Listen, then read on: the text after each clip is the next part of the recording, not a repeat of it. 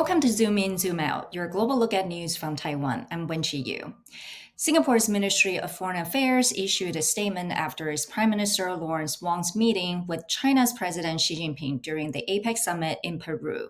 That Singapore has a clear and consistent One China policy and is opposed to Taiwan independence. However, the statement from China's foreign ministry used the One China principle. Then Taiwan's Ministry of Foreign Affairs condemned Beijing for spreading falsehoods about Taiwan, zooming in on the difference between the One China principle and the One China policy. Today, to further discuss this, I speak to Ja Ian Chong, a non-resident scholar at Carnegie Endowment for International Peace, East Asia-based research center on contemporary China, where he examines U.S. China dynamics in Southeast Asia and the broader Asia Pacific. Ian is also an associate professor of political science at the National University of Singapore. Zooming in on the difference between One China principle and One China policy, what is your view? One of the things that Beijing has been trying to do in recent years is to recast what other states have been doing in terms of its One China principle. So, the One China principle, this is from the PRC, and it's only from them. It sees that there's only one China in the world. There's no one China, one Taiwan. There's no two Chinas. And Taiwan is an inseparable, inalienable part of China. And the People's Republic of China is the sole legitimate government of China. Now, when it comes to One China policies, these would be what in the plural. Many countries, in fact, I think almost all countries have their own One China policies. And this is because different countries have different needs and they don't see the differences between Taiwan and China in the same light. So, what is Singapore's One China policy then? The Singapore One China policy sees Taiwan as part of China, and it recognizes the People's Republic of China. It does, where it's ambiguous, what it does not state is whether the People's Republic of China must also be the sole legitimate government of China. Interesting. So, the Singapore government doesn't even specifically say that the PRC represents China. Is that right? It recognizes the PRC, but it doesn't specifically state that, as opposed to the One China principle. And just so you have context, right, the U.S. One China policy acknowledges the Chinese position that there is One China, right? So they don't endorse, don't support, they don't see whether Taiwan is part of China. That's in the text. And has Singapore ever had a policy specifying whether they recognize that PRC has the administration over Taiwan? Singapore has never stated that. And why do you think that Taiwan's foreign ministry has to come out and basically say, hey, Beijing's claim is quite different from other countries? And is this something relatively new, or this has been going on basically in the past few decades?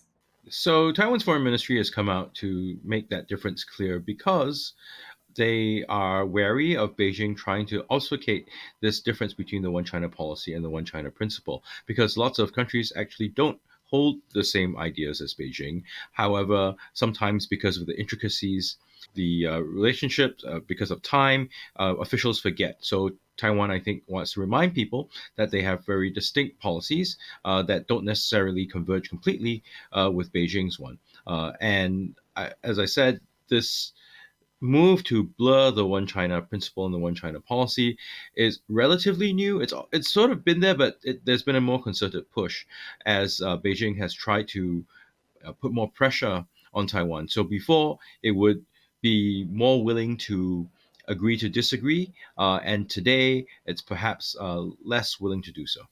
So, what do you think the new Trump administration's policy will be in the Indo-Pacific region specifically, and with regards to U.S. China relations and Taiwan? On the one hand, they've talked about raising tariffs 60% with the PRC, 10 to 20% with everybody else. So that would hit the Indo-Pacific area very hard because these economies are very open to trade. They thrive on globalization. Now, The incoming Trump administration has indicated through its appointments that it's trying to get people who are more hawkish on the PRC, on some of the security, on the some of the State Department appointment lists. However, they also have someone like Elon Musk on the team who has deep commercial interests in the PRC. So how this will play out, I think it's not very clear at this point in time. If the previous Trump administration is any indication, there will be some degree of volatility in personnel, which will bleed over into policy, and others will have to adjust. And so, how is Singapore preparing to respond? Singapore, for right now, is trying to emphasize that it is a useful, stable partner with the United States, that the United States has a lot of investments in Singapore, that Singapore runs a pretty chronic trade deficit with the United States, actually, to emphasize the fact that Trump is winning, the US is winning vis-a-vis Singapore. If I recall, during the first Trump administration, was there a U.S. ambassador in to Singapore, or it was vacant for a while? Was that right? Right, the ambassador position was not filled during the first Trump administration. Is Singapore worried that this might happen? It may not be specifically about the ambassadorship, but just in terms of whether the Trump administration is going to be able to focus on, its relationship with Singapore or the region writ large. So I think the relationship with the United States bilaterally, the Singapore government right now seems somewhat confident. They believe that they have enough connections. The bigger concern is what happens in the rest of the region. If there is going to be intensifying US PRC competition, does that mean that we have more brinksmanship and perhaps more instability at sea, in the air, and being trade dependent? I mean, it's not just the policies, right? Ships and planes need to travel. If those become more disrupted, if say shipping insurance rates become more costly, that would impact Singapore. If you have greater instability at sea, if oil prices rise, if there is a trade war, all this will affect Singapore and the region negatively. So I think that's what Singapore is probably more worried about, but it's not clear that they have a plan to deal with it at this point. Would you say Singapore's view of the US and American society has changed in recent years? There's certainly a view that the US society and politics is a lot more polarized, that the previous understanding or even consensus on globalization, on liberalization, has gone away. There are also people who sort of view the Biden administration sort of what they see as unfettered support for Israel as a real risk, leading to a humanitarian crisis. So there is some backlash against the United States on that front. So it's a complex view of what the U.S. is. There's no agreement at this point. And would you say the favorable view of the US compared to China has changed as well? I think there are some who've been pretty friendly to Beijing and see Beijing as the sort of next big opportunity. So there's still many of those people. However, given Beijing's economic troubles in recent years, some of that feeling has cooled down. And there are others who do see Beijing's more provocative actions in the South China Sea, around Taiwan, and the East China Sea as potentially destabilizing. So there's some people who would view Beijing favorably, but again, that's not consistent across the board. When you say China's economy is in trouble, I think Singapore, a lot of people say, has been the beneficiary of what happened to mainland China as well as Hong Kong in recent years. So there's a lot of new wealth as well as immigrants from China to Singapore. So how is the society coping with the new phenomenon? So some of the wealth that's coming in, they go into these family offices and get reinvested elsewhere. And family offices, they don't really hire that many people, and many of the people who they do hire aren't necessarily Singaporean. So that bit is not so much felt.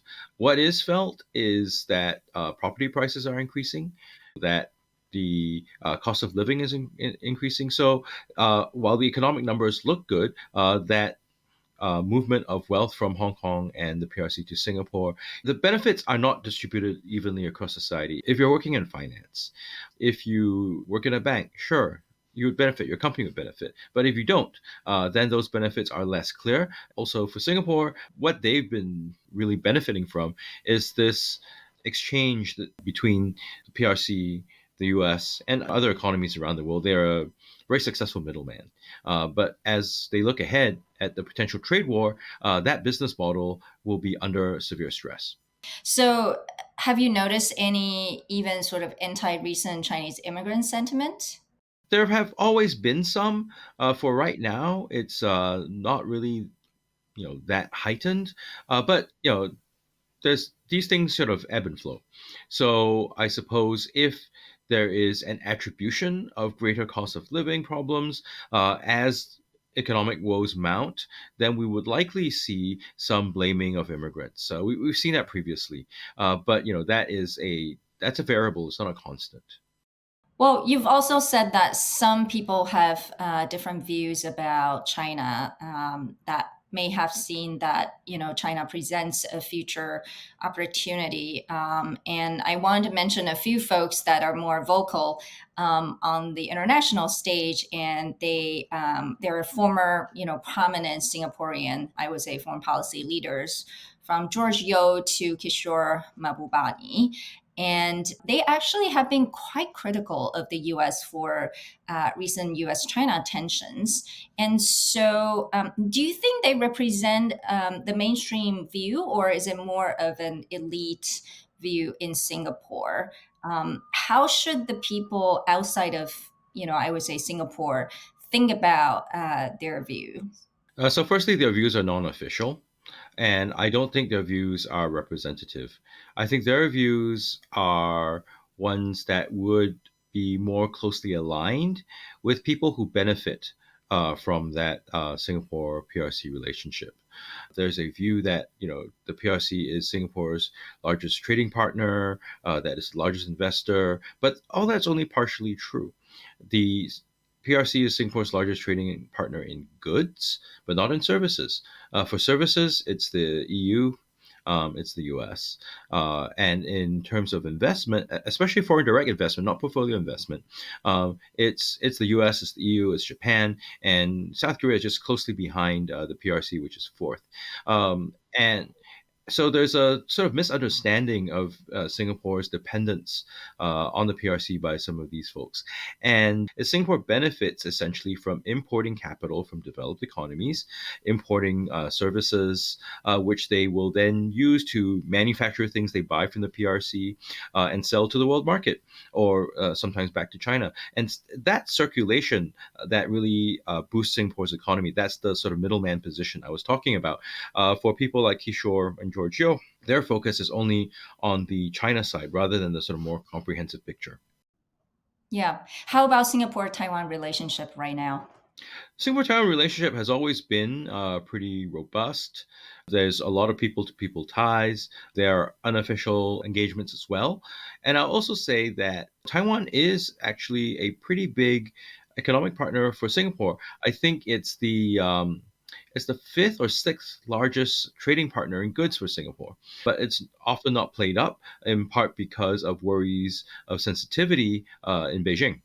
Well, with that, I want to thank you for sharing with us your view. I think Singapore has been a very interesting country that, in some way, has been able to successfully navigate this very complicated world and position itself. We'll see about that in future. This has been a special episode of Zoom In, Zoom Out. For more stories from Taiwan Plus News, follow us on social media. Thanks for joining us. We'll see you next time. Thank you.